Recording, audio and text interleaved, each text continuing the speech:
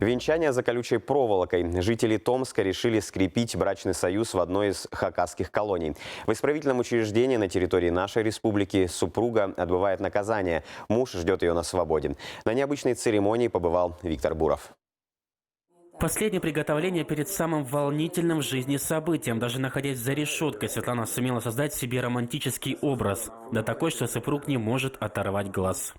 Не каждая женщина может позволить себе, в принципе, выйти замуж. Тем более выйти замуж при столь пикантных обстоятельствах. Это и слезы радости, и волнения. Под конвоем через коридор из колючей проволоки супруги приближаются к храму при колонии, чтобы совершить самое священное таинство в жизни любой пары.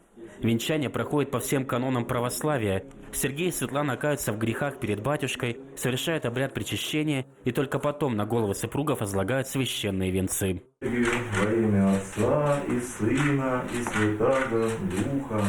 Аминь. Вместе они уже 14 лет, все это время жили гражданским браком, но после того, как Светлана оказалась за решеткой, твердо решили не просто пожениться, а скрепить свой союз перед Богом.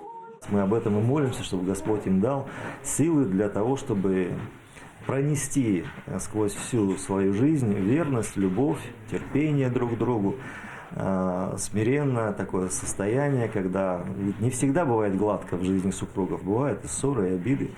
Сегодняшние молодожены познакомились в Рождество. Это была любовь с первого взгляда. Светлана тогда занимала руководящую должность в государственной структуре. Наказание отбывает за экономическое преступление, срок 4 года, пока прошло только 7 месяцев. За безукоризненное поведение женщине разрешают встречаться с мужем раз в месяц, а летом ее даже отпустили из колонии на 4 дня, чтобы она могла зарегистрировать брак с Сергеем.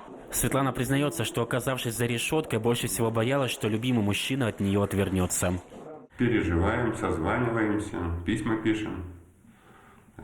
Расскажи, как ты на мой портрет смотришь. Да, фотографии.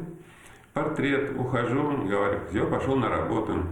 Она меня провожает. Куда идешь, глазами, она как бы портрет провожает. Несмотря на приговор суда, Светлана не признает своей вины и надеется на досрочное освобождение. Еще один день супруги проведут вместе, а после женщина останется за решеткой одна, но с приятными воспоминаниями о самом светлом дне в ее жизни.